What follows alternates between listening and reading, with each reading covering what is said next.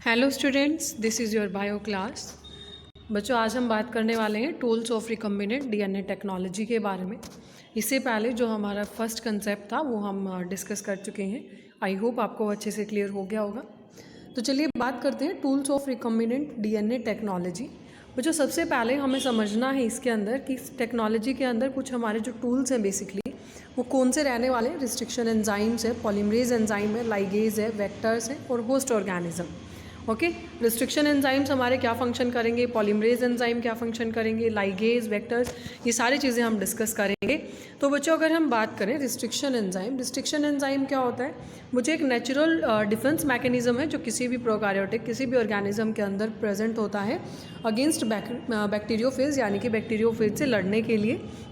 तो बच्चों, यहाँ पर अगर हम बात करें मिथाइल ग्रुप को अगर हम डीएनए में ऐड करते हैं और जो दूसरा हमारा है वो डीएनए को कट करता है, यानी कि हम ये कह सकते हैं कि एज अ हमारे रिस्ट्रिक्शन एंडोन्यूक्लियस फंक्शन करेंगे। और रिस्ट्रिक्शन एंडोन्यूक्लियस बच्चों क्या है, हमारा एक रिस्ट्रिक्शन एंजाइम है। रिस्ट्रिक्शन एंजाइम है हमारा रिस्ट्रिक्शन एंडोन्यूक्लियस। यहाँ पर सबसे पहला जो रिस्ट्रिक्शन एंडोन्यूक्लियस बच्चों HIND2 है, ये डिस्कवर किया गया था, जिसका फंक्शन है ये स्पेसिफिक डीएनए न्यूक्लियोटाइड सीक्वेंस को आइसोलेट करता है, कट करने का काम करता है। उसके बाद बच्चों ये एक स्पेसिफिक सीक्वेंस को पहले रिकॉग्नाइज करेगा डीएनए में, उसके बाद उसे कट करेगा एक पर्टिकुलर पॉइंट से, और उस स्पेसिफिक बेस सीक्वेंस को बच्चों हम कहेंगे रिकॉग्निशन सीक्वेंस फॉर HIND2। यानी कि जो HIND2 है, रिस्ट्रिक्शन एंडोन्यूक्लियस HIND2 है, ये जहाँ से उसे रिकॉग्नाइज करेगा डीएनए के सीक्वेंस को, उसके बाद उसे कट करेगा, तो HIND2 के लिए वो रिकॉग्निशन सीक्वेंस होगा। HIND2 के अलावा बच्चों आज के टाइम में 900 रिस्ट्रिक्शन एंजाइम्स हैं। ये नोन है, हम इनसे नियर अबाउट 230 स्ट्रेंस से इन्हें आइसोलेट किया जा चुका है और अलग अलग इनके अंदर रिकॉग्निशन सीक्वेंसेस प्रेजेंट हैं। तो बच्चों, अगर हम बात करें यहाँ पर जो इनकी नेमिंग है, जैसे इस्टीरिया कोलाई RY13, तो इस ई कोलाई के अंदर जो ई है बच्चों, यहाँ पर ये ये इस्टीरिया यानी कि ये जीनस को रिप्रेजेंट करता है।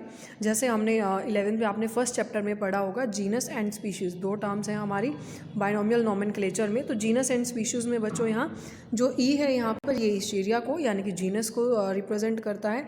जो यहाँ पर को है CO यानी कि ये कोलाई, ये स्पीशीज़ को, ये पर्टिकुलर एक स्पीशीज़ को रिप्रेजेंट करता है।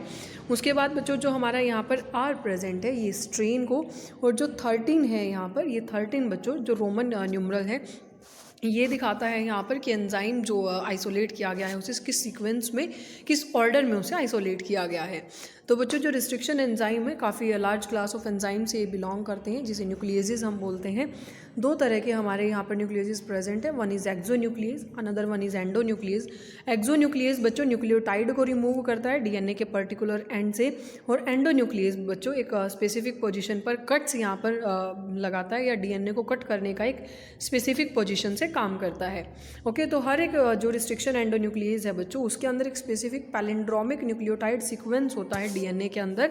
पैलिंड्रोमिक न्यूक्लियोटाइड सीक्वेंस क्या होता है, ये आप देख सकते हैं, यानी कि जहाँ से भी हम कट करेंगे इन्हें, जहाँ से भी हम कट करते हैं, सपोज करो आपने यहाँ से कट किया, तो आप इसको यहाँ से इधर से रीड आउट करो, इधर से, ये सेम चीज़ें रहेंगी। ठीक है, जैसे भी आप इसे मतलब सेम जो सीक्वेंस है वो रहता है।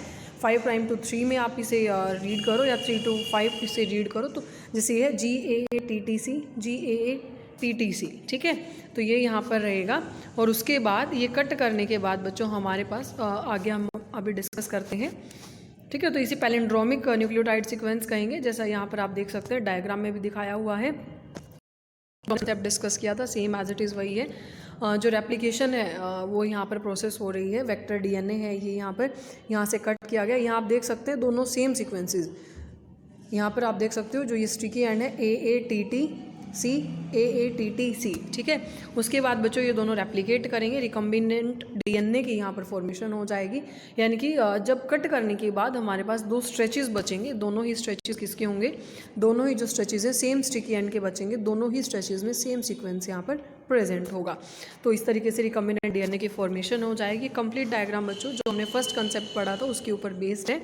जैसे वही मलयालम, इसको आप चाहे फॉरवर्ड डायरेक्शन में पढ़ें चाहे बैकवर्ड डायरेक्शन में, ये पैलिंड्रोमिक सीक्वेंस है, यानी कि कट करने के बाद सेम सीक्वेंसेस रहते हैं। रिस्ट्रिक्शन एंजाइम बच्चों डीएनए का जो स्ट्रैंड है उसे एक पर्टिकुलर साइट से कट करता है, मतलब हम ये कह सकते हैं कि वो सेंटर से थोड़ा सा दूर उसे कट करेगा। उसके बाद जो स्ट्रैंडेड पोर्शन यहाँ पर बचेगा, यानी कि ओवर हैंगिंग स्ट्रेचेस यहाँ पर बच जाते हैं, जो हमने अभी डिस्कस किया, जिन्हें स्टिकी एंड्स हम कहेंगे। इनका नाम इसलिए रखा गया क्योंकि बच्चों ये हाइड्रोजन बॉन्ड से इनकी फॉर्मेशन हुई है, और ये जो स्टिकीनेस है इनकी, ये इन्हें फैसिलिटेट करती है, यानी कि प्रमोट करती है कहीं ना कहीं अटैचमेंट के लिए, जो मतलब जो रेप्लिकेशन यहाँ पर रिकम्बिनेंट डीएनए की फॉर्मेशन होगी उसके लिए। और इसमें बच्चों इनको अटैच करने में डीएनए लाइगेज यहाँ पर काम करता है। तो डीएनए लाइगेज बच्चों जोड़ने का काम कर रहा है डीएनए स्ट्रैंड्स को, और रिस्ट्रिक्शन एंजाइम हमारा पर्टिकुलर साइट पर उसको कट करने का काम कर रहा है। रिस्ट्रिक्शन एंडोन्यूक्लियोसिस बच्चों जेनेटिक इंजीनियरिंग में हम रिकम्बिनेंट मॉलिक्यूल्स हैं जो डीएनए के, उन्हें बनाने के लिए हम इस्तेमाल करते हैं। ये बने हुए होते हैं अलग अलग डीएनए से, अलग अलग जो सोर्सेज जिनोम से इनसे।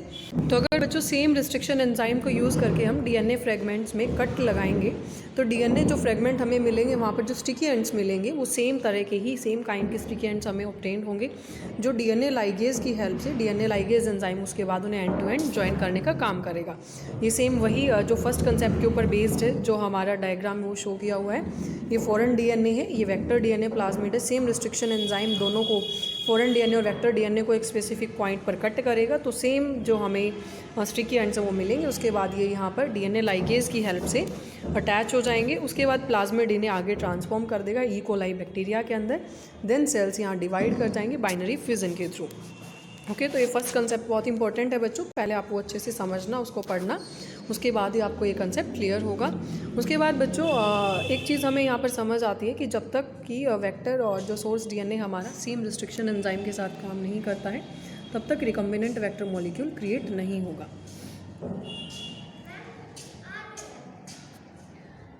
ठीक है, तो आज के लिए बच्चों इतना ही। जो separation and isolation of DNA fragments है ये हम कल डिस्कस करेंगे। यहाँ तक आपने अच्छे से पढ़ लेना है, कोई भी डाउट आए तो आप बता देना, उसे हम दोबारा डिस्कस कर लेंगे।